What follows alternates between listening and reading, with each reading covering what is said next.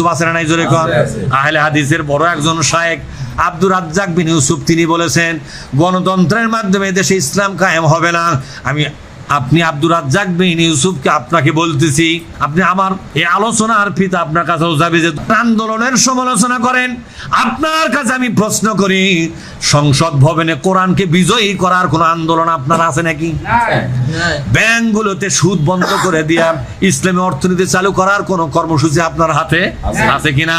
সমস্ত জাহেলিয়াতের এই শাসন ব্যবস্থাকে বিলুপ্ত করে দিয়া আল্লাহর কোরআনের শাসন ব্যবস্থা কায়েমের জন্য ও আব্দুর রাজ্জাক ভাই আপনার মধ্যে কোনো পরিকল্পনা কর্মসূচি আছে কিনা জাতি জানতে চায়। জাতি তুমি খালি জামাত ইসলামীর সমালোচনা করবে, ছাত্র শিবিরের সমালোচনা করবে, এরপরে চরমনায় পীর সাহেবের ইসলামী শাসনতন্ত্র আন্দোলনের সমালোচনা করবে।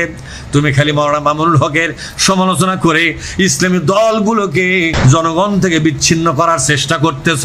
তুমি আসলে কার স্বার্থ উদ্ধার করতেছ? তোমার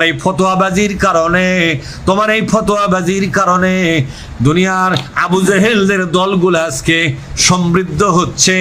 ইসলামের শাসন ব্যবস্থার পরিবর্তে ফেরাউনি শাসন ব্যবস্থা এই দেশে পাকাপোক্ত হচ্ছে। সুতরাং ফতোয়াবাজি বন্ধ করে এই বাংলাদেশে ইসলাম কায়েমের জন্য কোনো কথা তোমার জানা যদি থাকে, সেই কথাটা জাতি জানতে চায়। আপনারা কি বলেন, জানতে চান কিনা? তুমি খালি জামাত ইসলামীর সমালোচনা করবে, ছাত্র শিবিরের সমালোচনা করবে, এরপরে চরমনায় পীর সাহেবের ইসলামী শাসনতন্ত্র আন্দোলনের সমালোচনা করবে। বর্তমান বাংলাদেশে ইসলামী রাষ্ট্র ব্যবস্থা নিয়ে ব্যাপক আলোচনা হচ্ছে। মানুষজন চায় যে গণতান্ত্রিক উপায়ে তারা রাষ্ট্র ক্ষমতায় যাবে এবং ইসলাম প্রতিষ্ঠা করবে। এটি যে আকাশ কুসুম অলিক কল্পনার শামিল তা তারা বুঝতে পারে না। ইসলাম রাষ্ট্র ক্ষমতায় যাবে আর সবচেয়ে বড় ব্র্যান্ডিং হচ্ছে ন্যায় বিচার। রাসূলুল্লাহ সাল্লাল্লাহু আলাইহি ওয়াসাল্লাম বলেন, লা তাকুমু সাআহ হাত্তা ইয়ানজিলা ঈসা ইবনে মারইয়াম। কিয়ামত ততদিন হবে না যতদিন মারিয়ামের সন্তান ঈসা পৃথিবীতে নেমে না আসেন। পৃথিবীতে নেমে এসে তিনি সমগ্র পৃথিবীতে হাকামান মুকসিতা ন্যায় বিচার প্রতিষ্ঠা করবেন। তো ইসলামের রাষ্ট্র ক্ষমতার ব্র্যান্ডিং ন্যায় বিচার। তো ঈসা আলাইহিস সালাতু ওয়াস সালাম নিজে ন্যায়পরায়ণ না হলে উনি কি ন্যায় বিচার প্রতিষ্ঠা করতে পারবেন? কথা বলেন না যে পারবেন? পারবেন না। ওনার নিজের মধ্যে আগে ন্যায়পরায়ণতা থাকতে হবে। আমরা মুসলমানেরা যদি বলি আমার রাষ্ট্র ক্ষমতা ইসলাম লাগবে, তো রাষ্ট্র ক্ষমতার ব্র্যান্ডিং তো ন্যায় বিচার। তো আমার নিজের মধ্যে যদি ন্যায়পরায়ণতা না থাকে, আমি কি রাষ্ট্র ক্ষমতা ইসলাম প্রতিষ্ঠার যোগ্য বলে বিবেচিত হব? হব না। আপনাদের উত্তরাঞ্চলের মানুষ নিজেদের বোনকে বা ফুফুকে বাবা এবং দাদার সম্পত্তিতে ভাগ দেওয়াতে সবচেয়ে কার্পণ্য করে এবং বোনের সাথে এই মর্মেই সম্পর্ক রক্ষা করে যে সে বাপের বাড়িতে আসতে থাকবে, যেতে থাকবে, এই শর্তে বোনের সম্পত্তি ভাই ভোগ করে। তাহলে আমি আমার বোনের সম্পত্তি বন্টনে ন্যায় করতে পারিনি। আমার ফ্যামিলির মধ্যে আমার বোনকে ন্যায়ের ভিত্তিতে তার বাবার সম্পত্তি দিতে পারিনি। তাহলে আমার মতো ব্যক্তিকে যদি রাষ্ট্র ক্ষমতা দেওয়া হয়, আমি রাষ্ট্র ক্ষমতা পেলে আমি তো গত 16 বছরের চেয়ে বেশি দুর্নীতি করব। কেননা আমি তো আমার বোনের সাথে ন্যায় প্রতিষ্ঠা করতে পারিনি, 16 কোটি মানুষের সাথে কিভাবে ন্যায় প্রতিষ্ঠা করব? ঠিক আপনাদের উত্তরাঞ্চলে যৌতুকের ভিত্তিতে বিবাহের প্রচলন সবচেয়ে বেশি। ডিমান্ড ছাড়া বিবাহ হয় না। তো ডিমান্ড যখন নেওয়া হচ্ছে তখন ওই মেয়ে এবং মেয়ের পরিবারের উপর জুলুম করা হচ্ছে। তাহলে যেই স্বামী বা যেই যুবক তার শ্বশুরের সম্পত্তি থেকে মোটরসাইকেল নেওয়া, ফ্রিজ নেওয়া, এসি নেওয়া, খাট নেওয়ার লোভ সামলাতে পারেনি, ওকে রাষ্ট্রের দায়িত্ব দিয়ে দিলে ব্যাংক যে গত 16 বছর যা লুটতরাজ হয়েছে তার চেয়ে বেশি হবে না, এর কোনো গ্যারেন্টি আছে? কোনো গ্যারেন্টি নেই। তো ওর শ্বশুরের সম্পত্তির প্রতি সে লোভ সামলাতে পারেনি। তাহলে রাষ্ট্রের দায়িত্ব দিলে সে পারবে? সে এর চাইতে বেশি চুরি করবে। তাহলে এই সমস্ত মুসলমানেরা কি আপনার মনে হয় আল্লাহর যে ইসলামী রাষ্ট্র ব্যবস্থার ব্র্যান্ডিং যে ন্যায় বিচার প্রতিষ্ঠা করা তার যোগ্য? আপনার কি মনে হয় তার যোগ্য? তার যোগ্য না। একই অবস্থা ইসলামী দল, ইসলামী সংগঠন, ইসলামী মাদ্রাসা, ইসলামী মসজিদ, ইসলামী ফাউন্ডেশন, সব জায়গায় সকল ক্ষেত্রে ইসলাম আছে। বাহ্যিক রিচুয়ালস, আনুষ্ঠানিকতা, সালাত, সিয়াম, হজ, যাকাত নাই কি? ন্যায়। মাদ্রাসায় সমস্যা কেন? ন্যায়ের অভাব।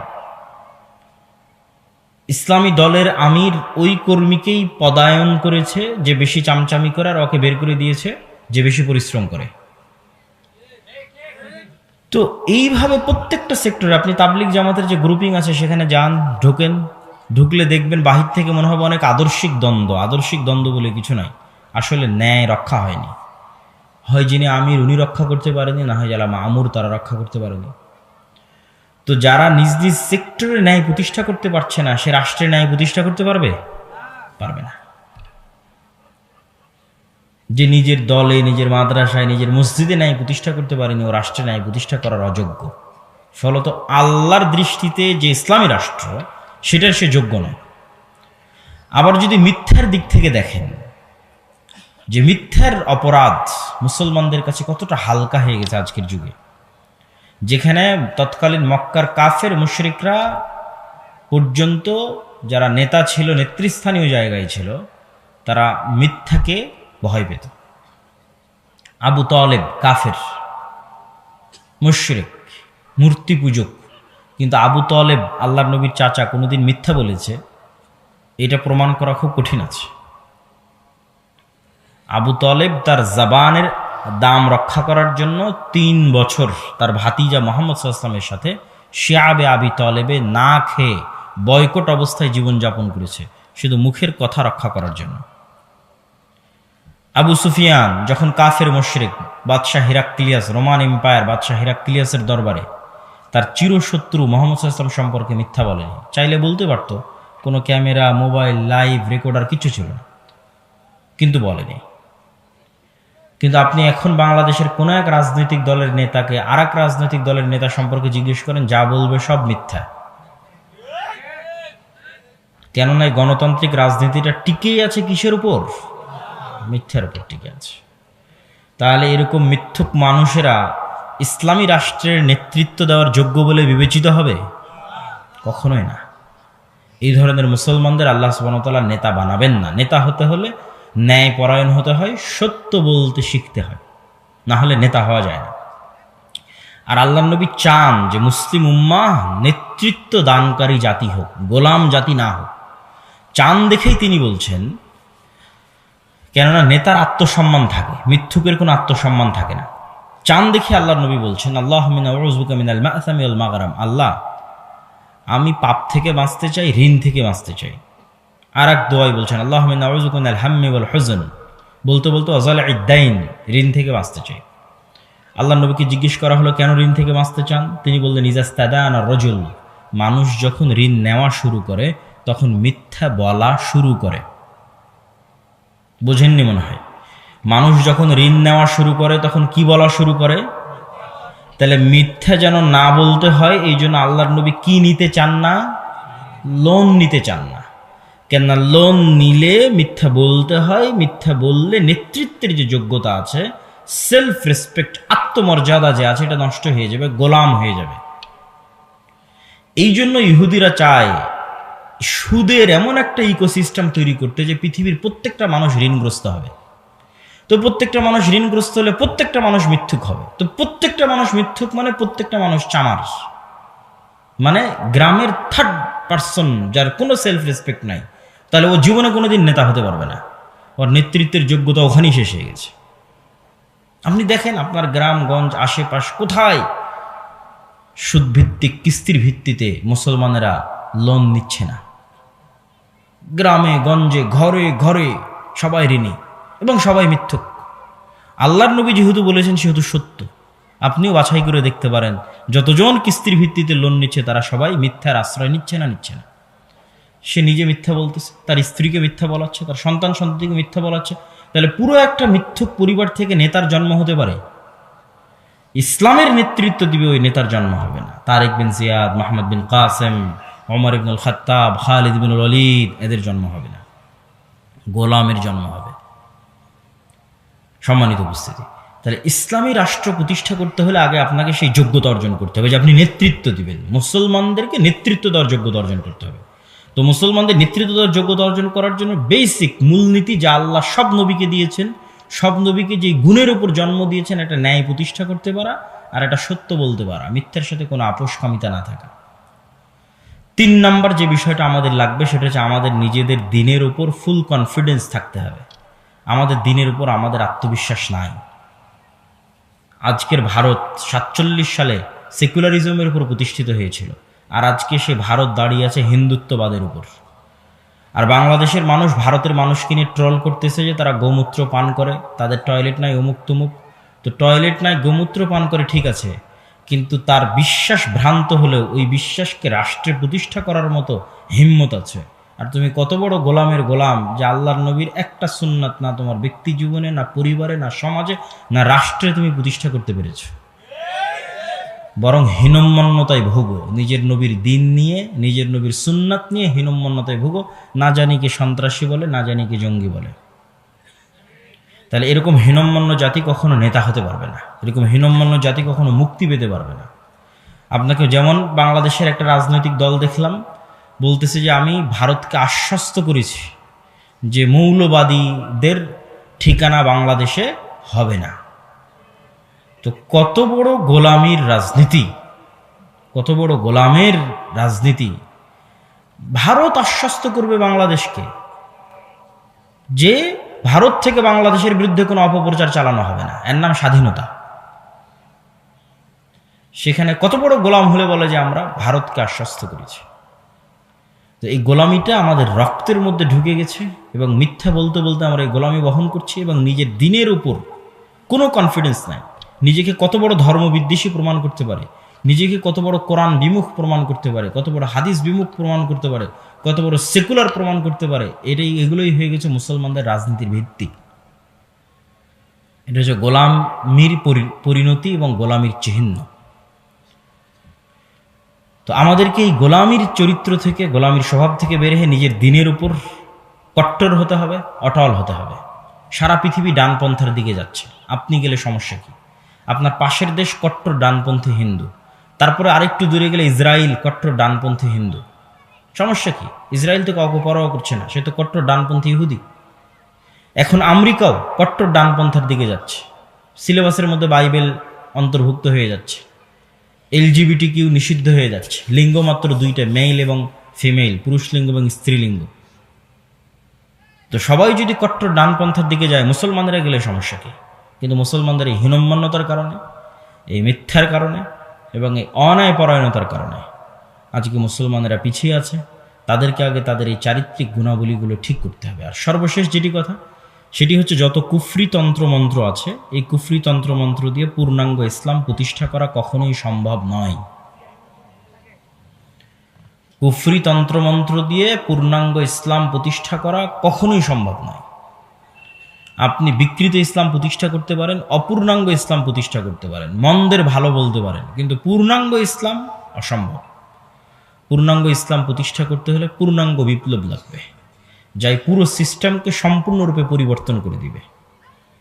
এবং সেটার জন্য একদল তরুণকে এগিয়ে আসতে হবে, যারা হবে ন্যায় পরায়ণ, যারা হবে সত্যবাদী, যারা হবে নিজের দিনের উপর আপোষহীন কট্টর, এবং যারা এই সমস্ত কুফরি তন্ত্রমন্ত্র থেকে নিজেদেরকে মুক্ত ঘোষণা করবে, যেমনভাবে ইব্রাহিম আলাইহিসসালাম নিজেকে শিরক থেকে মুক্ত ঘোষণা করেছিলেন। ইন্নী বারীউম মিম্মা তুশরিকুন, হে আমার জাতি, তোমরা যে শিরক করো এটা থেকে আমি মুক্ত। ইন্নী ওয়াজ্জাহতু ওয়াজহি লিল্লাযী ফাতারাস সামাওয়াতি ওয়াল আরজ, আমি আমার মুখমণ্ডলকে ওই প্রতিপালকের দিকে ফিরিয়ে নিয়ে যাচ্ছি যিনি আসমান এবং জমিনকে সৃষ্টি করেছেন, আর আমি মুশরিকদের অন্তর্ভুক্ত নই। আর এক আয়াতে ইব্রাহিম আলাইহিস সালাম বলেছেন, আল্লাহ সুবহানাহু ওয়া তাআলা বলেন ইব্রাহিম আলাইহিস সালামের কথা, কাফারনা বিকুম, তোমাদের কুফরি করলাম, তোমাদের রব, তোমাদের প্রতিপালক, তোমাদের মূর্তি, যা পূজনীয় ইলাহ আছে, এগুলোর কুফরি করলাম।